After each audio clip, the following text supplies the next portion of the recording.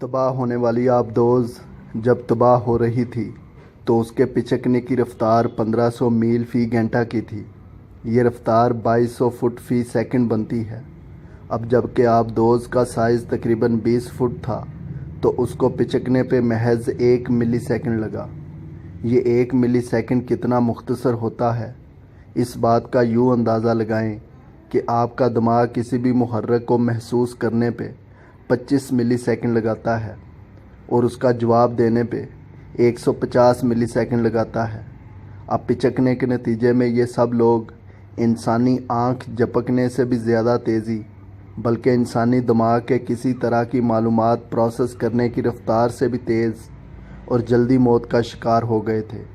So technically इनकी मौत एक पुरसकून मौत थी जिसमें उन्होंने एक लम्हा भर की भी तकलीफ़ नहीं महसूस की होगी।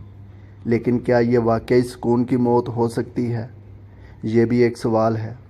याद रहे, समंदर के इस एरिया में रहने वाले जानवरों को अगर हम कम प्रेशर वाली सतह पर लाएं तो उनका जिस्म भी ऐसे ही फट जाएगा जैसे समंदर के नीचे प्रेशर से ये आबदोज़ या दीगर इंसानों का जिस्म फट सकता है।